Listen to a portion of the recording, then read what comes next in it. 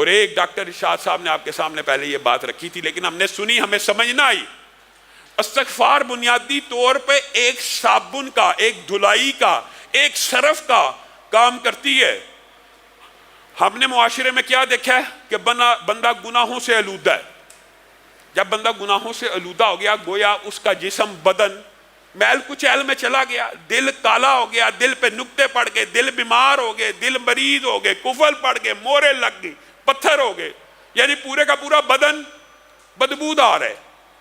پورے کا پورا بدن مریض ہے، پورے کا پورا بدن گندا ہو چکا ہے۔ اب گندے بدن والے بھی معاشرے میں علماء کے پاس، مولویوں کے پاس آ کے کہتے ہیں فلاں تسبیح بتائیے، کوئی تسبیح بتائیے، کوئی وظیفہ بتائیے۔ ان کو بتایا جاتا ہے سبحان اللہ پڑھا کرو، الحمدللہ، انشاءاللہ اس کے فضائل کے حوالے سے موقع ملا تو کبھی گفتگو کریں گے۔ یہ تسبیحات کیا گناہوں سے لتھڑے ہوئے جسم کو، گناہوں سے آلودہ جسم کو اس طرح فائدہ پہنچا سکتی ہیں جو فائدہ گناہوں سے پاک جسم کو پہنچائیں گی؟ اس کی مثال محدثین نے یوں بیان کی ہے کہ یہ جو استغفار ہے یہ بنیادی طور پہ صابن اور صرف کا کردار ادا کرتا ہے۔ آپ کے کپڑے میل کچیل سے بھر جائیں، گندے غلیظ ہو جائیں، استغفار کرتے رہیں تو اللہ تعالیٰ یہ میل کچیل اس سے دور کر دے گا۔ اب ریکوائرڈ ہے، اب ان کپڑوں کو ریکوائرڈ ہے کہ یہ کپڑے میل کچیل سے پاک ہو گئے ہیں تو ان کے اوپر خوشبو بھی لگے، ان کے اوپر پرفیوم بھی چھڑکی جائے۔ وہ پرفیوم تسبیحات، تحلیلات، اللہ اکبر تکبیرات اور لا حول ولا قوت الا باللہ اور درود پاک وہ ہیں۔ اگر ایک بندہ کوشش کرے کہ میں صرف تسبیحات سے ہی اپنا کام چلا لوں تو اس طرح کام نہیں چل سکتا۔ عارضی طور پہ گندے کپڑے کے اوپر آپ جتنی مرضی پرفیوم چھڑک دیں تو وہ کتنی دیر بعد غائب ہو جائے گی، چند لمحوں کے بعد اس کا وہ اثر نہیں رہے گا۔ تو ابتدا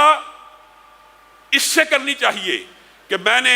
کثرت کے ساتھ استغفر اللہ الذی لا الہ الا هو الحی القیوم واتوب الیہ یہ پڑھنا۔ اگر رسول اچھا یہ پڑھنے میں نا ٹائم بھی کوئی نہیں لگتا۔ آپ میں سے جس بندے کو یہ تجربہ اور عادت ہو جائے نا، لیکن نیت ہونی چاہیے۔ نیت وہی بات، امید بھی اللہ سے اور سوال بھی اللہ سے۔ استغفر اللہ استغفر اللہ استغفر اللہ آپ پڑھنا شروع کریں، آپ 1 منٹ کے اندر ایک تسبیح پڑھ سکتے ہیں، پوری کی پوری 100 مرتبہ پڑھ سکتے ہیں 1 منٹ میں۔ جب کسی کو کہا جاتا ہے 10 مرتبہ پڑھ لیا کرو، یعنی 10 تسبیحات نکال لیا کرو، ان کو لگتا ہے یہ بڑا لمبا وظیفہ۔ لیکن اگر آپ یہ کر کے دیکھیں گے، آزمائیں گے تو پھر آپ کی زندگی کے اندر حالات بھی بدلنا شروع ہو جائیں گے۔ اور عبداللہ ابن عباس کی حدیث اور قرآن کی اس آیت کے مطابق اللہ تعالیٰ پہلی بات آپ کو گناہوں سے پاک کرے گا، پھر آپ کو مال دے گا، پھر آپ کو اولاد دے گا، پھر آپ کو رہائش گاہیں دے گا جن میں بڑے بڑے باغات ہوں گے، پھر ان باغات کو بھی اللہ خود ڈیکوریٹ کر کے دے گا، یعنی آپ کے پاس ایسے وسائل اسباب پیدا ہو جائیں گے کہ آپ ڈیکوریٹ کر سکیں، یا آپ کی کھیتیاں ہوں گی، آپ کے باغات ہوں گے جن پہ وافر پھل آئے گا، یعنی ہر طرف سے رزق کی بارش کہاں سے آئے گی؟ اس استغفار سے آئے گی۔ اور سید الاستغفار، سید الاستغفار ایک وظیفہ ایسا بھی اللہ رب العزت نے نبی کریم کے ذریعے ہمیں بتایا ہے کہ جو بندہ بھی 1 مرتبہ صبح، صرف 1 مرتبہ، 10 20 100 دفعہ 1 مرتبہ شام کو پڑھ لے تو اللہ تعالیٰ نہ صرف اس کو گناہوں سے پاک کر دیتے ہیں بلکہ جنت الفردوس میں داخل کر دیتے ہیں۔ آپ اور میں یاد تو کرتے نہیں، سب جائیں بخاری شریف اٹھائیں، سید الاستغفار دیکھیں کیا کہاں لکھا ہے، پڑھیں اللہم انت ربی لا الہ الا انت خلقتنی وانا عبدک وانا علی عہدک ووعدک ما استطعت اعوذ بک من شر ما صنعت ابوء لک بنعمتک علی وابوء لک بذنبی فاغفر لی فإنہ لا یغفر الذنوب الا انت۔ یہ یاد کرنا مشکل نہیں ہے، بعض روایات میں لفظ ابو لک بذنبی اور بعض میں ابو بذنبی، دونوں میں کوئی فرق نہیں ہے۔ 19-20 کے حرف کے فرق سے دونوں روایات موجود ہیں، آپ پڑھیں۔ یہ سید الاستغفار ہے،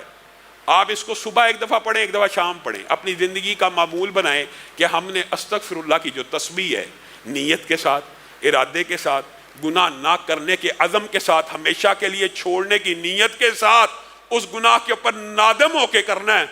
تو اللہ رب العزت یہ سارے کے ساری 6 کی 6 برکات آپ کے اوپر نازل کر دے گا۔ لیکن اگر آپ کی نیت میں گناہ چھوڑنا نہیں ہے،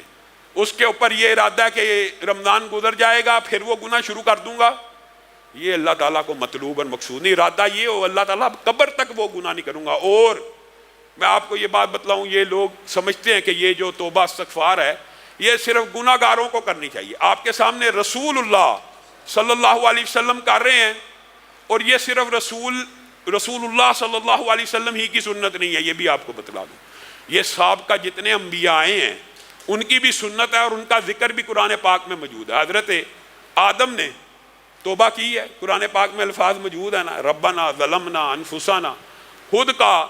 حضرت نوح نے بیٹے کے لیے دعا کی نا، بعد میں کہا نا اللہ تعالیٰ مجھے معاف کر دے، میں نے اس چیز کا سوال کیا جو میرے پاس علم نہیں تھا۔ حضرت موسیٰ سے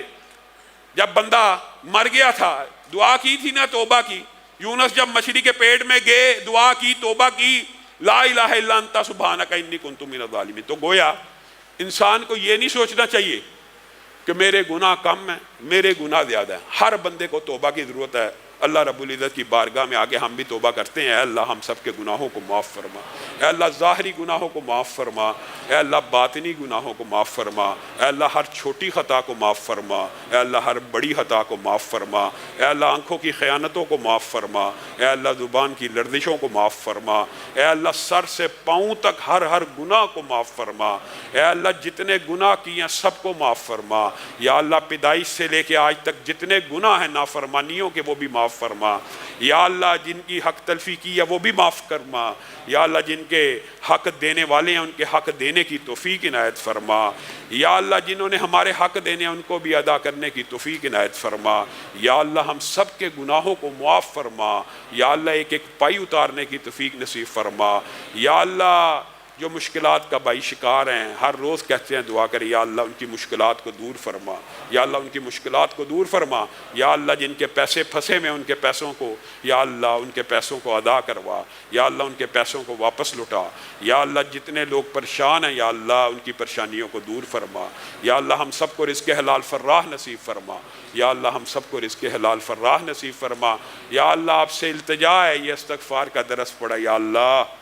سر سے لے کے پاؤں کے ناخن تک جسم کے جتنے اعضاء نے جو گناہ کیے ہیں یا اللہ سارے ہی معاف فرما، یا اللہ اس نیت پہ توبہ کرتے ہیں آج کے بعد گناہ نہیں کریں گے، یا اللہ سارے ہی معاف فرما، یا اللہ اس نیت پہ توبہ کر رہے ہیں یا اللہ کے اقرار بھی کرتے ہیں یا اللہ اپنی جانوں پہ ظلم کر بیٹھے ہیں، یا اللہ جہالت سے ظلم کر بیٹھے ہیں، یا اللہ غفلت سے ظلم کر بیٹھے ہیں، یا اللہ شیطان لعین کے شر کا شکار ہو کے گناہ کر بیٹھے ہیں، یا اللہ معاف فرما، یا اللہ ہمارے جسموں کو گناہوں سے پاک فرما، یا اللہ چھوٹا بڑا ہر گناہ معاف فرما۔ سبحان ربک رب العزت عما یصفون وسلام علی المرسلین۔